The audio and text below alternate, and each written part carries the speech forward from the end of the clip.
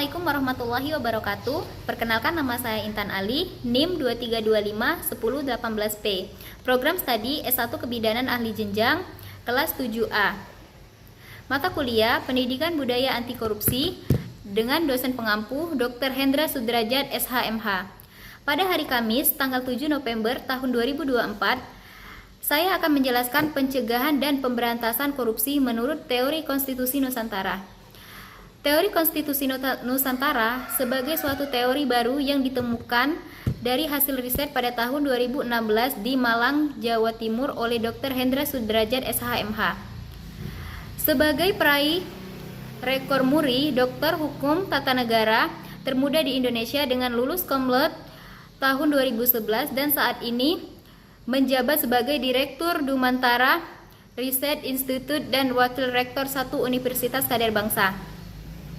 Teori konstitusi Nusantara merupakan teori yang menjelaskan mengenai konstitusi dan peraturan perundang-undangan yang berlaku di masa lalu, yakni pada masa kerajaan dan kesultanan Nusantara, dan berfungsi sebagai nilai dan keteladanan. Berkonstitusi dalam kehidupan berbangsa dan bernegara saat ini, termasuk untuk mencegah terjadinya korupsi yang sedang marak di Indonesia. Dalam teori konstitusi Nusantara memiliki bahasan yang berhubungan dengan mata kuliah Pendidikan Budaya Anti Korupsi. Karena salah satu pembahasannya memiliki hubungan dengan penegakan hukum dalam mencegah dan memberantas korupsi. Adapun komponen teori konstitusi Nusantara atau teori Nusantaralist Constitution State of Culture sebagai berikut. 1. People's Habits atau kebiasaan masyarakat. Pada masa kejayaan Nusantara terdapat kehidupan masyarakat yang memiliki tradisi dan kebiasaan para pemimpin masyarakat di kala itu.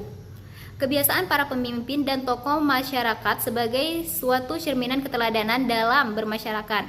Keteladanan tersebut terlihat dalam perilaku dan tindakan yang diikuti oleh anggota kelompok masyarakat, yang menjadi modal terbentuknya suatu masyarakat, sehingga di mana ada masyarakat, di situ terdapat hukum dalam pencegahan korupsi. Perlu diawali dengan kebiasaan perilaku dan sikap yang baik, seperti menjadi teladan dalam hidup dengan menjadi pelopor anti korupsi di kalangan mahasiswa dan masyarakat.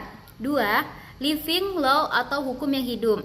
Keteladanan yang muncul dari kebiasaan baik pada tokoh masyarakat kemudian melahirkan hukum yang hidup, yang sebenarnya menciptakan hukum tidak tertulis dan hukum yang tertulis. Terdapat banyak hukum yang hidup dalam masyarakat, khususnya bagi masyarakat yang ada di Indonesia. Hukum yang hidup ini menjadi tradisi dan adat istiadat masyarakat Indonesia dan dijamin dalam konstitusi.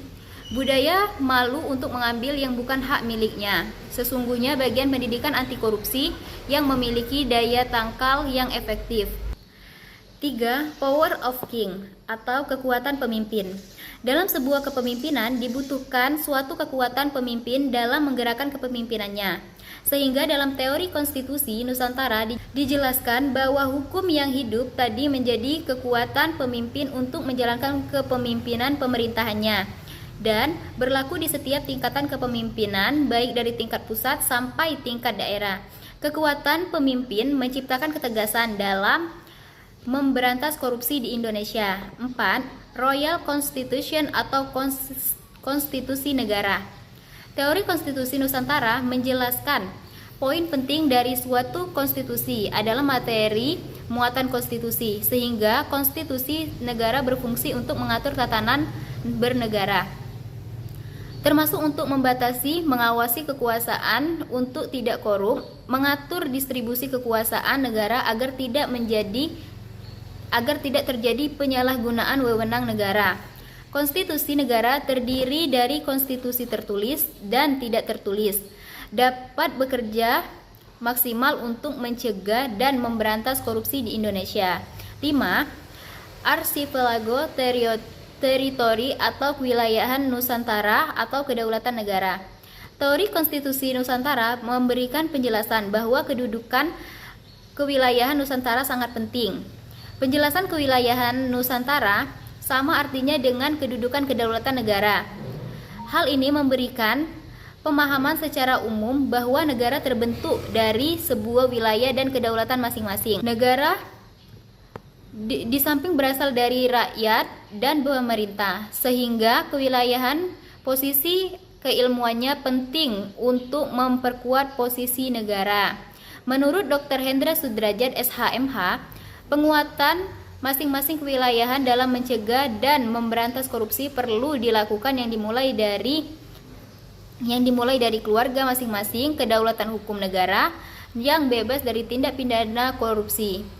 Di samping itu, dalam kajian kewilayahan, menurut Dr. Hendra Sudrajat SHMH, bahwa KPK perlu dibentuk di tingkat provinsi dan kabupaten atau kota, mengingat maraknya korupsi di tingkat daerah, sehingga dengan keberadaan KPK secara kelembagaan di tingkat daerah dapat bekerja secara hierarkis dengan KPK yang ada di pusat.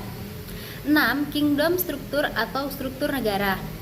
Kingdom struktur atau struktur negara dalam pembahasan teori konstitusi Nusantara merupakan struktur dan pembagian kekuasaan seperti kekuasaan legislatif, kekuasaan eksekutif, dan kekuasaan yudikatif.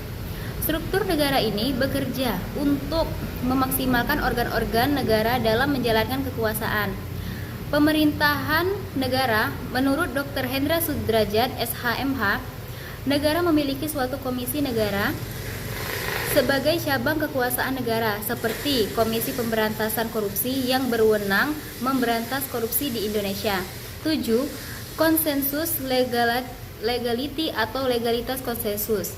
Teori konstitusi Nusantara menjelaskan bahwa konsensus legality atau legalitas konsensus merupakan kesepakatan antara pemimpin dan rakyat dalam suatu negara. Menurut Dr. Hendra Sudrajat SHMH, bahwa konsensus legality dalam teori konstitusi Nusantara pada pemberantasan korupsi adalah terbangunnya kesepakatan bersama berupa penguatan karakter, berupa integritas dan komitmen dalam memberantas korupsi, bahwa korupsi adalah musuh bersama dan ancaman serius bagi kehidupan berbangsa dan bernegara di masa mendatang. 8. State regulation atau regulasi negara.